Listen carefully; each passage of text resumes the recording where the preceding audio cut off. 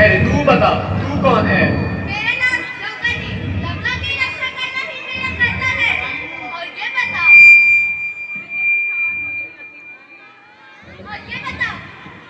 कि मेरी आंखों में धूल झोंका इस प्रकार लंका नगरी में घुसने का तेरा क्या भेद है?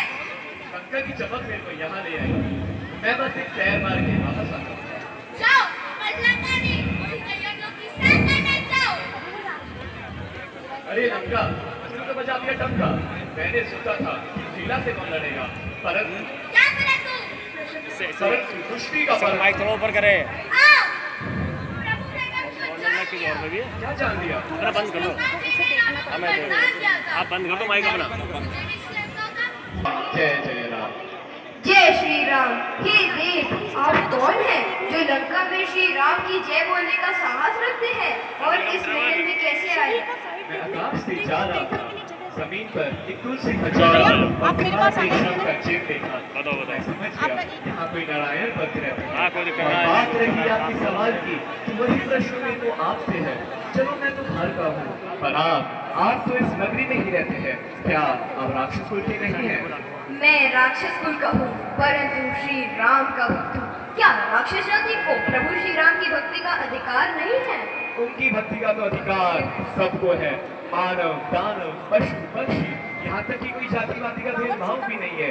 परंतु आप कौन से साथी हो जो रावण की नगरी में रहकर एक प्रभु श्री राम का नाम ले रहे हो? मैं महर्षि विशर्वा का पुत्र और लंकेश रावण का छोटा भाई विभीषण हूँ।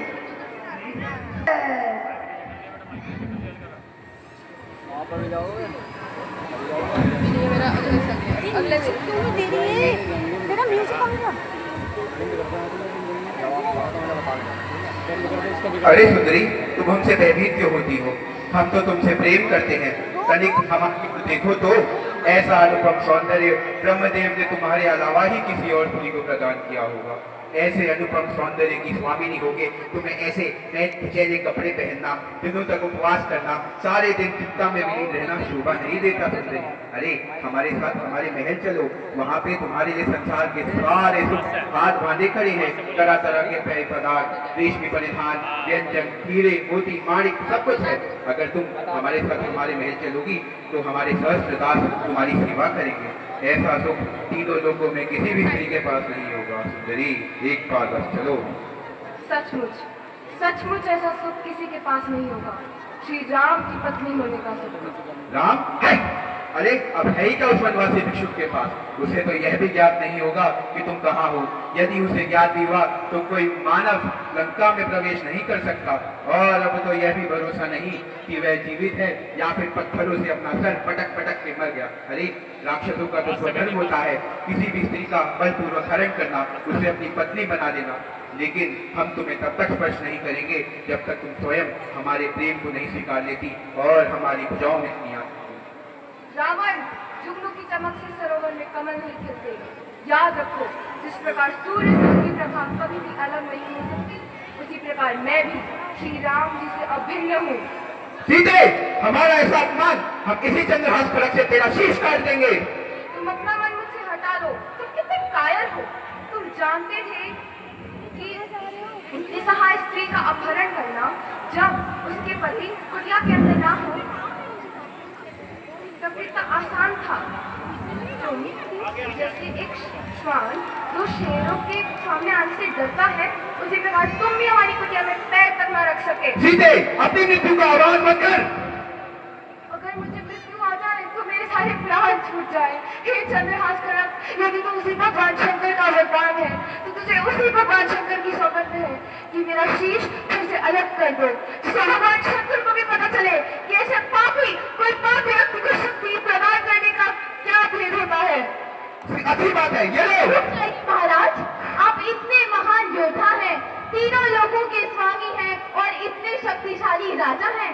एक निसहाय और अबला स्त्री पर अस्त्र उठाना आप शोभा नहीं देता।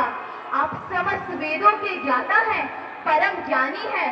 आपको तो यह ज्ञात ही होगा कि किसी भी स्त्री का वध करना अधर्म है। और अभी तो सीता आपकी अतिथि है, उस नीति से भी उसे इतना कठोर दंड देना उचित नहीं है। सीते, हम तुम्हें 1 माह की अवधि देते हैं।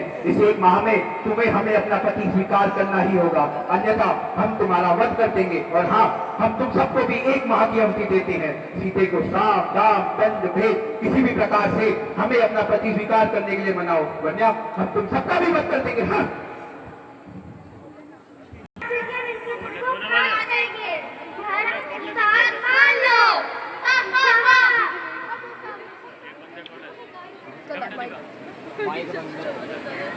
जो सीता के चरणों में होगा। अब जाओ यहाँ से और इसे परेशान करना बंद करो।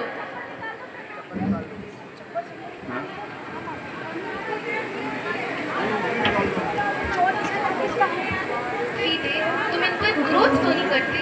नहीं माते, मुझे इन पर क्रोध नहीं आता है। हे मृत्यु की देवी, हे माता, मुझे आज ही अपनी गोद में ले ले। अब जीना असहाय हो गया है। अरे भला तुम ऐसी बातें क्यों करती हो?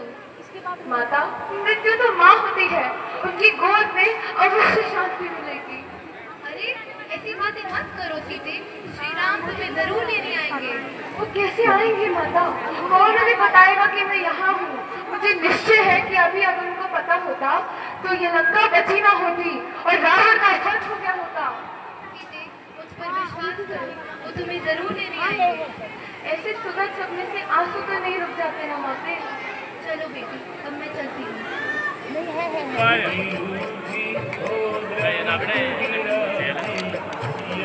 सही तो आवाज आ